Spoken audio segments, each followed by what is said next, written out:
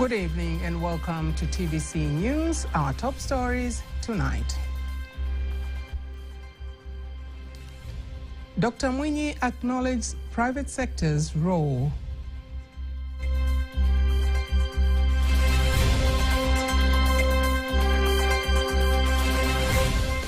Tanzania seeks to maximize on foreign policy.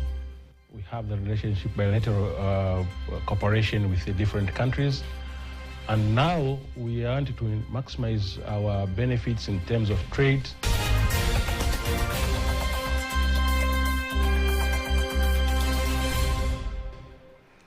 Thank you very much for joining us tonight. I'm Agnes Tuniga. You can also follow us live on our YouTube channel, TBConline, and also get all the latest news through our Instagram, Facebook, and X pages at TBConline. President of Zanzibar and Chairman of the Revolutionary Council, Dr. Hussein Ali Mwinyi, says the private sector has a great contribution in implementing development projects and building the country's economy. President Dr. Mwinyi made the remarks when he was officially inaugurating the Fumba Port located at Fumba West B District, Urban West Region, as part of the celebrations to mark 60 years of the Zanzibar Revolution. Here are more details.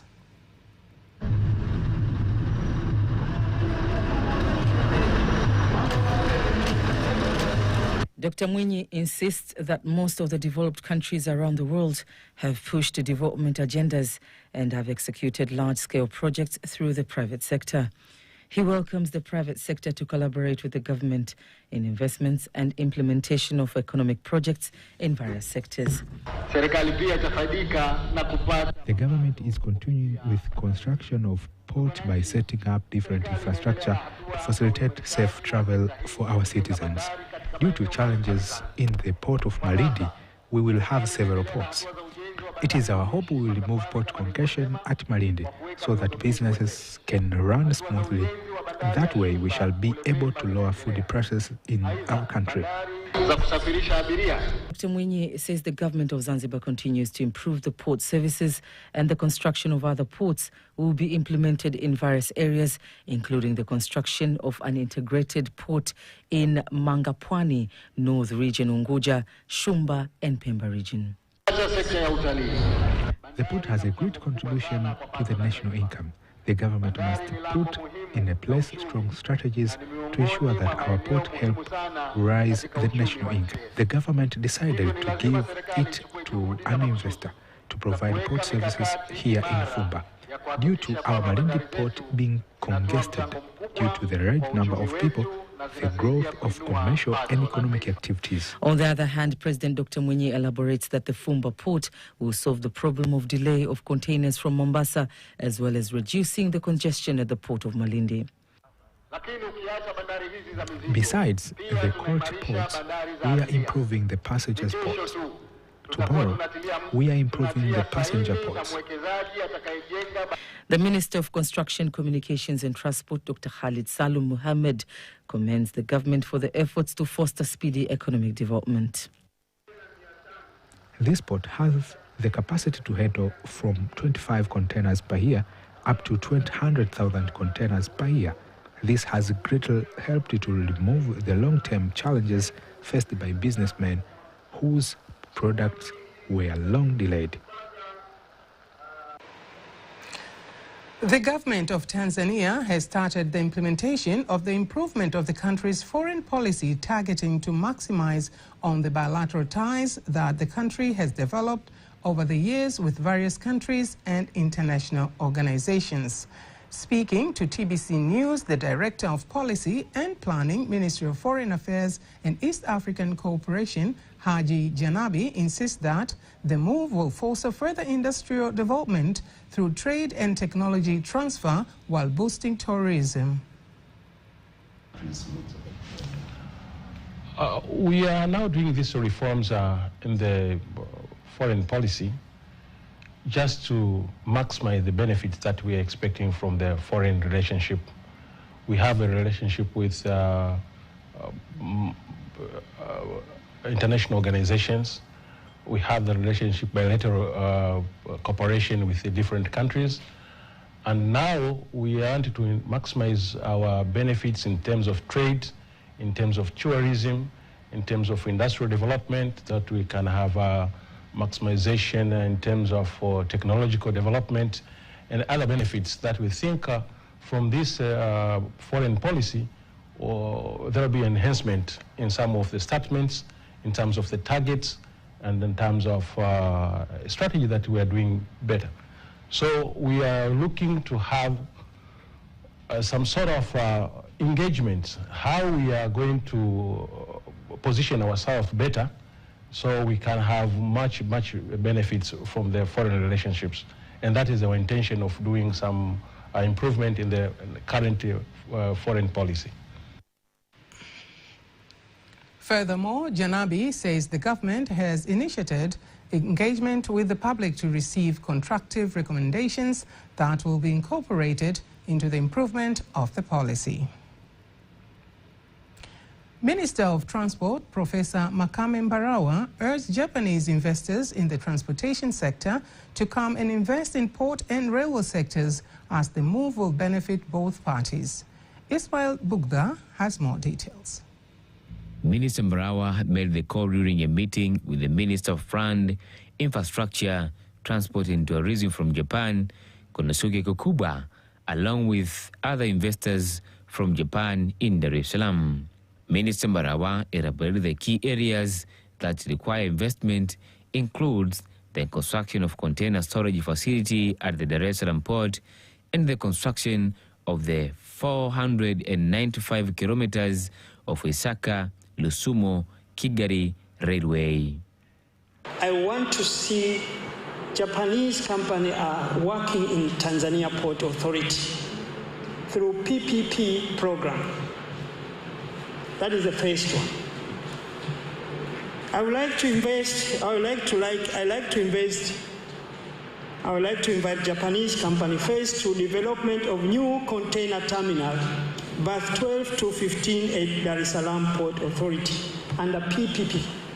タンザニアの政治的安定性、そしてまた外交の力、さらにはさまざまな経済協定の拠点をはじめ、タンザニアに持つ可能性というものは非常に高く私たちは評価をしております。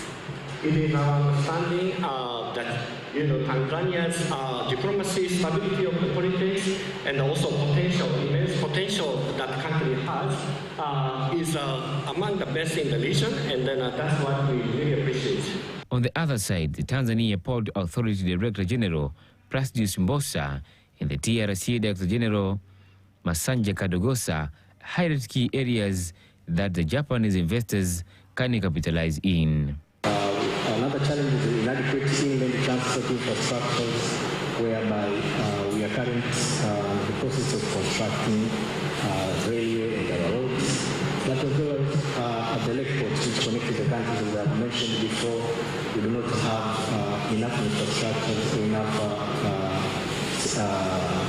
vessels to accommodate the cargo that come from those countries or go to those countries. Those challenges inadequate capacity and the network of railway to clear cargo from the ports and open up the country.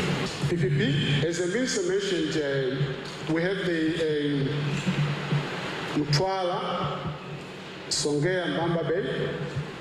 That's a very good, interesting project because that is connected with a huge mining iron ore and Uganda coal mining. It goes all the way to Mtwara. Tanzania and Japan have been development partners, especially in the areas of infrastructure and transportation, where various roads and bridge construction projects have been implemented, such as the 4-lane Mwenge-Morocco Road, Salenda Bridge, and Ifugari Bridge. Reporting from Dar es Salaam, Ismail Bugda, TBC. Some parents and guardians in Magata Karutanga Ward in Muleba District, Kagera region have praised the government's decision to remove school fees and donations as the move has increased the morale of sending children to schools. They insist that, unlike previously, the decision has made them able to at least afford the costs such as school uniforms, notebooks, and other school needs. Here's the report by Charles Mwebeya, read by Kanki Mwaigomole. Claudia Dawson is the first student to arrive and be registered at Kasheno Secondary School among the 145 students selected to join Form 1 for the year 2024 school academic year. Her father, who has escorted her together with other parents, say the government's decision to withdraw fees and school donations has had a positive result. The exercise of registering students in the newly built school through the Tanzania Secondary Education Quality Improvement Project at a cost of more than 580 million shillings has been witnessed by the Muleba District Commissioner Dr. Elber Nyamahanga, who emphasizes to the school leadership on the issue of school donations. There is no contribution that will be made here at the school that will prevent a student from attending class. The donation that will be made, which will be accepted by the school committee or the parents, will not prevent a child from missing his or her studies. Then he turned to those who failed to register their children to school. We will go from door to door to look for children who have not been taken to secondary school. More than 18,000 students have been selected to join secondary school in Muleba district for the 2024 academic year. Temeke District Commissioner Sixtus Mapunda says the division of the Mbagala constituency to form Chamanzi constituency in Temeke District will help to ease the provision of various social services, especially in the areas of education and health.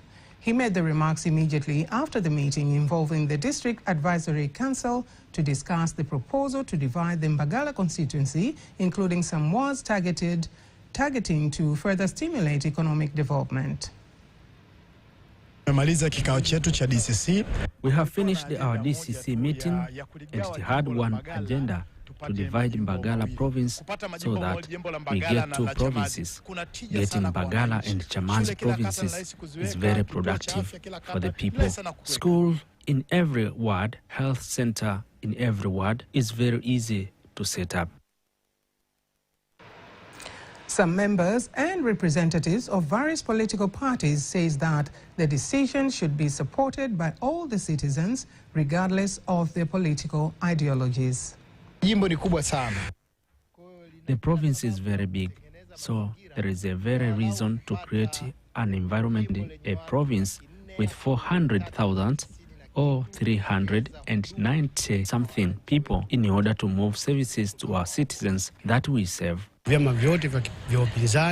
the opposition parties approached this very seriously because we are all close to the people. If our province, it will be divided. We'll get nearby hospitals. Women will be able to give birth at the right time without losing our babies due to the distance from the hospital. The province is not the property of any. Our interest is that the citizens get services at the right and appropriate time. The presence of a new curriculum based on developing technical skills has been mentioned as one of the best ways to increase students' creativity and efficiency. Here's the report by Remy Yacinti, read by Kanki Mwaigomole. The improvements of the teaching curriculum will bring a solution to the lack of technical skills to students after finishing secondary education in the country. And the training, which involves teachers of private and public schools in Morogoro region and the education stakeholders, say the new curriculum has come to bring reforms in the education sector in the country. Kwa namna ambavyo imeandaliwa ni hakika kwamba inaenda kututengenezea wataalamu. This curriculum is going to raise young people in different fields. They'll be able to employ and self-employed and contribute to the development of the country's economy. Mtaala ulioletwa kwa sasa hivi kwa kweli nimeupokea vizuri. This curriculum prepares students after completing their education to become self-employed. The Deputy Executive Secretary of the Nation Council for Technical Education, NACTE, Dr. Adolf Rutayuga, says that a total of 96 schools will have a curricula that will include technical skills in the country. Out of 101 schools, 28 government schools passed, as they have a proper environment to provide this training. And for private schools, only 68 schools have qualified. Ordinary level secondary education will continue to be offered for 4 years and is divided into 2 streams. One stream will be general education, while the other stream will be vocational skills education, and students will choose a stream according to their needs and future. On the other hand, the Deputy Permanent Secretary, Ministry of Education, Science and Technology, Dr. Franklin Razimula, says the government will continue to improve the curriculum based on the job market demand. Every year, we will continue to add certain vocation field of choice according to the needs of the community and the country in general, with curriculum improvements made in the country and ensuring that our graduates at various levels of education get skills, knowledge, and enable them to enter into the employment sectors without any challenges. A group of the National Defense College NDC officials have visited the Mbeya region to eyewitness strategic projects implemented by the 6th-term government, and they are satisfied with the implementation of the projects, especially in health, water, road sectors, and the overall economic development of the region. Speaking in Mbeya region immediately after the visit, the head of the delegation, Brigadier General Charles Ndiege, says the officials are from the security and strategy course focusing on political, economic, and social issues. Here are more details. It is the second group of army officials from various African countries who have arrived in Mbeya region with strategic objectives of studying political, economic, and social projects in the region.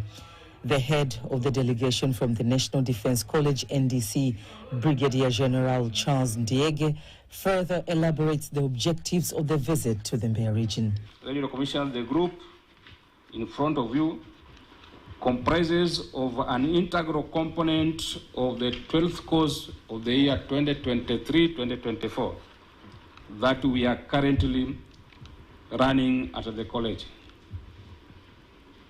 At the moment, the course is conducting the domestic, social, political, economic, agriculture, and industry studies field practical training, which culminates term 2 of the course program.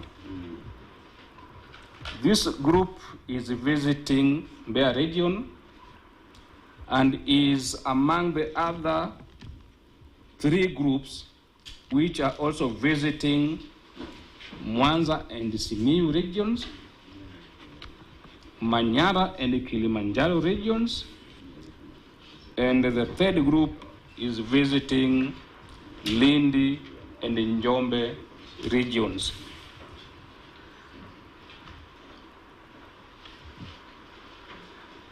Honorable Sir,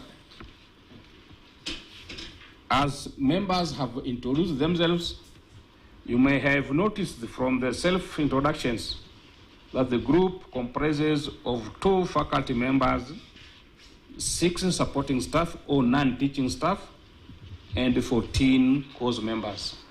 The Mbeya Regional Commissioner Juma Homera says the Mbeya region has been implementing various projects in the road, water, as well as improving the transport and overall infrastructure, including improving the port of Kiwira. Even maize areas. And maybe nowadays you have 6 industries, processing industries in Pyrethrum, that is Pareto, in Mbeya. And one of them is from Rwanda, Pytech. So we say thank you for this investment in our region from Rwanda, and they are doing well, Pytech, yeah. Another is cacao. We don't have any processing industry in cacao, but we have processing industry in paddy, mchele, I think you know, rice, and also we have maize in Elitro. And Asasi from Muringa now is having one of the big processing industry in milk. You know, we are producing milk per year, 200 million per year. That's milk, especially from Rungwe. But when you go there, you cannot see any cattle. But the production is very high because they are having some places they keep them there quietly, then can get that milk. But the issue of processing industries in our region, nowadays we promote people to come and to invest in our region, especially the area Madam President giving us the land for 4,600 acre at Mbalizi. If you have any investors, we welcome. You can invest here and there. Some members of the delegation from Tanzania, Egypt, and Rwanda use the occasion to express their views on the implementation of the strategic projects. Crops that we are producing in the region. I wish to understand the level of industrialization process. How far have we reached to the level that you don't now produce and export raw crops, whereby now we are able to process and maybe get much more value of money for money. So the second one, I wish to share the experience on the management of the region.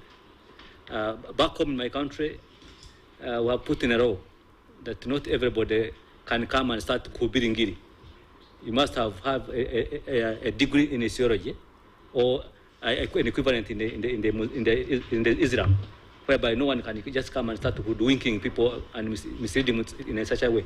So if you're caught up mobilizing people and then ending up causing harm, then utaamua na sharia, because you are knowledgeable and you are a qualified preacher and you know the law. So whereby if you do it against the law, then you'll be charged accordingly. Maybe you can think about it. Thank you very much. The Parliamentary Standing Committee on Land, Natural Resources and Tourism has congratulated the Ministry of Lands, Housing and Human Settlements Development for improving the land integrated management system implemented by a team of experts in the Arusha region.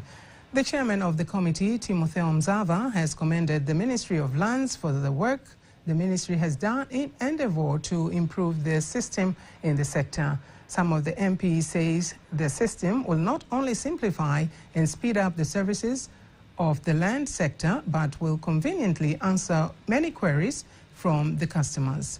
The integrated land sector management system is expected to start in the 5 regions of Arusha, Dodoma, Mwanza, Mbeya, and Tanga, and will facilitate and speed up access to land sector services as citizens will be able to receive the services digitally. Before we wind up the local news tonight, let us now have a look at today's exchange rates according to the Bank of Tanzania, BOT.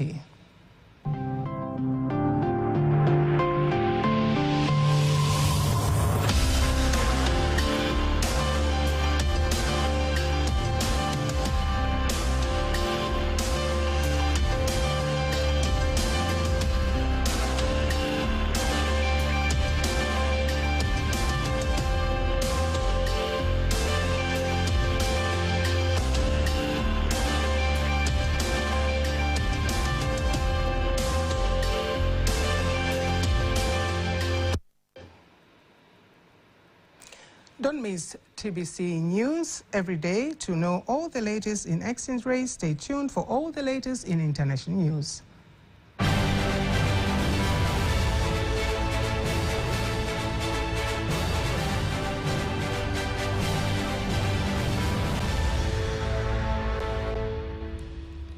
And here is the international news brought to you by Nyambona Masamba. The Spanish Coast Guard has rescued migrants and refugees off the coast of Canary Islands. Reports say 132 people were brought to surface on Spanish territory on Sunday. Local media report 50 others made it to shore without needing to be rescued. More than 56,000 migrants entered the country by land and sea last year. Niger's army says that it carried a drone on Friday that caused civilian casualties.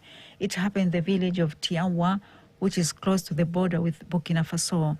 The military was reported targeting armed groups in the area. It is not clear how many people were dead. At least 6 police officers have been killed in a bomb attack in northwest Pakistan. They has been assigned to protect workers carrying out a polio immunization campaign. The attack was carried out near the border with Afghanistan in Mahmoud Tehsil. The Pakistan Taliban is claimed responsibility. Polio vaccination drive in Pakistan are regularly marred by violence. Pakistan and Afghanistan are the only countries in the world polio remains endemic. We're heading to the Middle East. The high-level Hezbollah field commander has been assassinated in an Israel attack in southern Lebanon. Wissam al-Tawil, known as Jawal, was killed when the car he was traveling in was targeted. He was traveling at Kalbat Slim, which is about 10 kilometers within Lebanese territory. Back to East Asia. The Bangladesh Prime Minister Sheikh Hasina has won the 5th term in power after the main opposition party with its allies boycotted the polls on Sunday. Election Commission says her party took 3/4 of the seats in the parliament, but said only it is 40% of voters cast their ballots. The opposition has called for protest, saying the election was a shame. Sheikh Hasina is now entering her 4th consecutive term as a leader. She previously governed between 1996 and 2001 before returning back to power in 2009. That was international news. Sports news up next.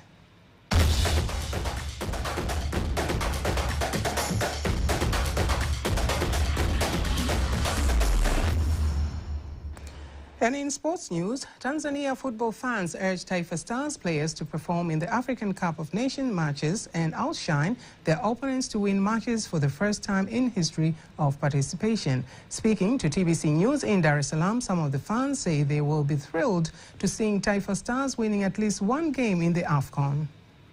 I believe in football anything can happen. We have an opportunity to surprise our opponent, but I don't like to pressurize players and the technical bench, even if TFF, because when we look on 24 teams which participate in AFCON this season, they are top in the ranking compared to Tanzania.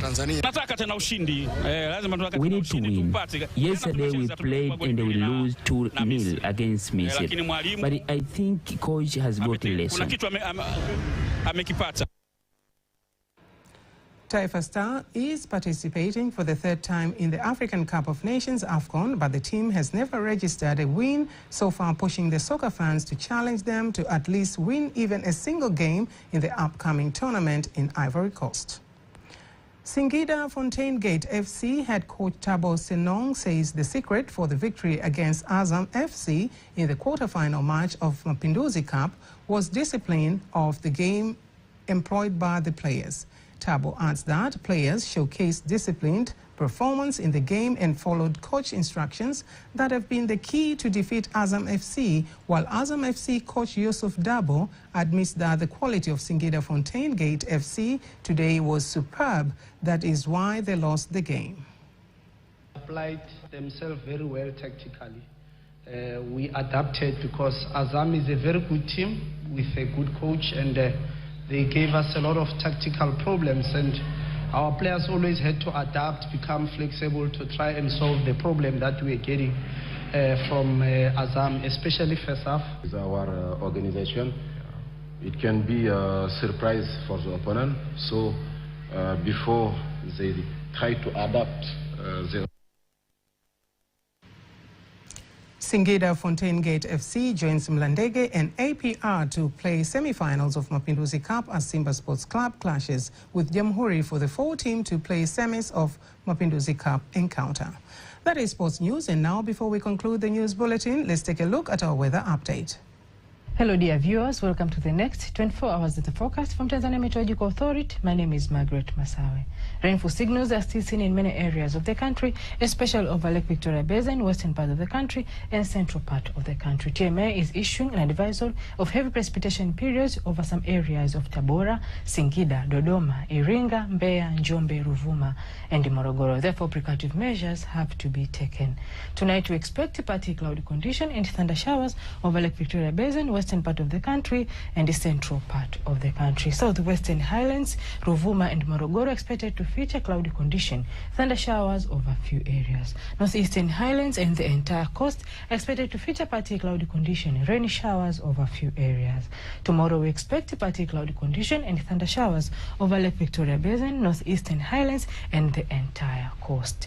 Western part of the country and central part of the country expected to feature cloudy conditions, thunder showers over a few areas, while southwestern highland, Morogoro and Ruvuma expected to feature cloudy condition, thunder showers over some areas and sun periods. Now let us see the next 4 days of the forecast for some regions of the country.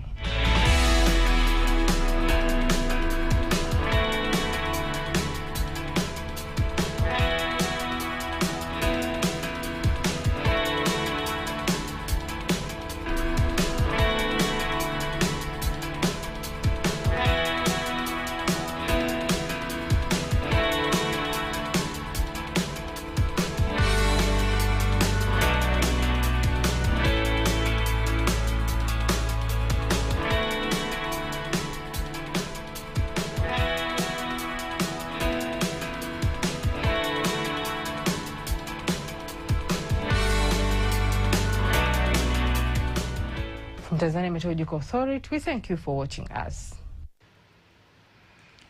And that marks the end of our news bulletin for tonight. Don't miss our next bulletin in Kiswahili at 11 p.m. On behalf of the team, I'm Agnes Tuniga, and thank you very much for watching. Good night.